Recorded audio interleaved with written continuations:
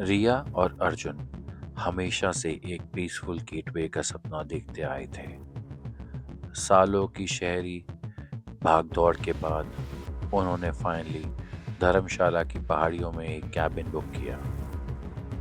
ऐसी जगह जहां पाइन के पेड़ हवा के साथ धीरे से जैसे मंत्र बोलते हों और बादल इतना नीचे जैसे हाथ लगाओ और छू लो।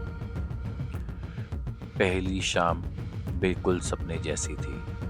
आंगन में गरम आग, बालकनी से बिना खत्म होने वाली वादियां और रिया का अर्जुन के कंधे पर सर रखना, हर चीज एक परफेक्ट लव स्टोरी का शुभ आरंभ लग रही थी। लेकिन पहाड़ियों के अपने राज होते हैं।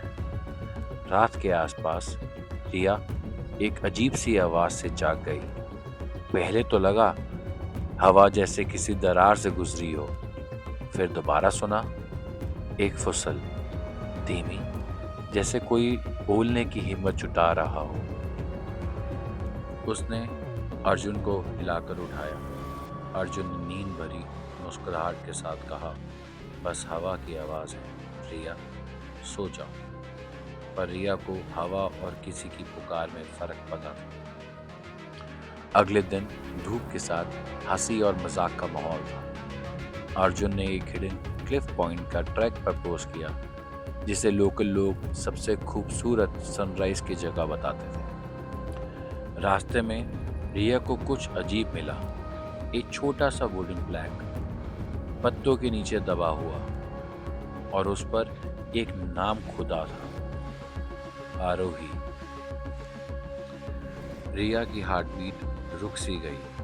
आरोही वही लड़की थी जिसके मैसेजेस रिया को महीनों पहले मिले थे, जिसमें वो कह रही थी कि अर्जुन और वो एक दूसरे के करीब हैं। रिया ने तब अर्जुन से बात की थी और उसने सब इतनी यकीन से झुठला दिया था कि रिया ने बात दिल से हटा दी, लगभग।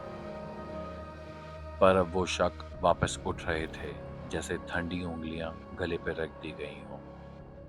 रिया ने अर्जुन को प्लाक दिखाया। अर्जुन का चेहरा एक पल के लिए सफेद पड़ गया। फिर वो नॉर्मल हुआ और कहा, ये कॉमन नेम है यहाँ, तुम ओवरथिंक कर रही हो। कैबिन जाते वक्त रिया को एक और बात महसूस हुई। वो फुसल अब ज्यादा साफ हो गई थी, थोड़ी तेज, जैसे हवा में एक आवाज चल रही थी, उस पर भरोसा मत करो। उस रात तूफान पहाड़ियों पर टूट पड़ा।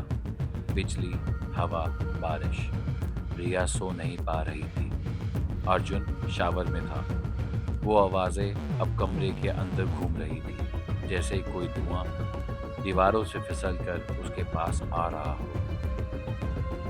उसने धुएं का पीछा किया। अब वो बैल्कनी पहुंची। अचानक से बिजली चमकी।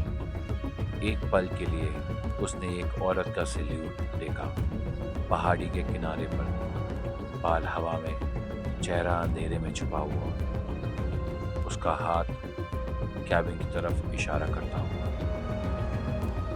रिया की चीख गले में ही जम गई। अर्जुन भागकर आया, परेशान और गुस्से में। वह कुछ समझने से पहले ही बालकनी का दरवाजा जोर से बंद हो गया। शीशे हिलने लगे, जैसे कोई उसे बाहर से पीट रहा हो। अर्जुन ने रिया के कंधे पकड़े। रिया, तुम हेलुसिनेट कर रही हो। तभी लाइट्स फ्लिकर हुई और फिर वो धीमी आवाज एक साफ, तीखी, डरावनी आवाज बन गई। उसने मुझे धक्का दिया था। रूम एकदम ठंडा पड़ गया। अर्जुन सन हो गया, जैसे कोई पुरानी याद अंधेरे से निकली हो और उस पर टपक पड़ी हो। रिया धीरे से पीछे हटी। अर्जुन, इसका मतलब क्या है? अर्जुन चुप। शैडो लंबी होने लगी, कमरे सिकुड़ने लगे, दीवार से कुछ निकलने लगा, जैसे पहाड़ का दिल चेहरा बनकर ऊपर आ रहा हो। वही थी आरोही। उसकी आंखें खाली थी, पर उनमें दर्द की आग थी। उसका बदन धुए जैसा, एक पल साफ और एक पल हवा बनकर बिखरने वाला। रिया समझ गई, आरोही ने कभी अर्जुन को छोड़ा नहीं था, वो कभी भागी नहीं थी, वो यहीं मरी थी और उसकी मौत हादसा नहीं थी। अर्जुन डर कर भागना चाहता था, पर कैबिन का दरवाजा खुलकर बंद होता रहा, जैसे हवा उसकी रूह को झंझोड़ रही हो। खिड़कियां टूटने लगीं, तूफान गरजने लगा। आरोही ने हाथ उठाया, अर्जुन का पैर जमीन के ऊपर उठ गया। उसकी चीख तूफान में डूब गई।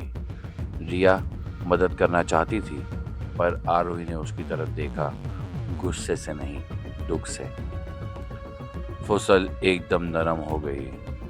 तुम्हें सच पता होना चाहिए। एक और फ्लैशलाइट, एक और पल। अर्जुन हवा में खिंचकर अंधेरे तूफान में गायब हो गया।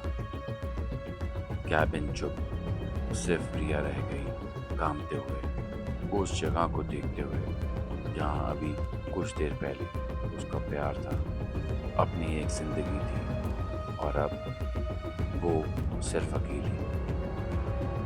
अगली सुबह लोगों ने रिया को पहाड़ से नीचे उतरते हुए देखा, चुप, थकी हुई। उन्होंने पूछा, क्या हुआ? रिया ने सिर्फ इतना कहा, पहाड़ियां सब याद रखती हैं। उस दिन के बाद लोग कहते हैं, क्लिफ के पास वाले कैबिन में कभी कभी फुसल सुनाई देती है, जैसे कोई किसी को वार्न कर रहा हो। एक आवाज जो बिल्कुल आरोही जैसी लगती है।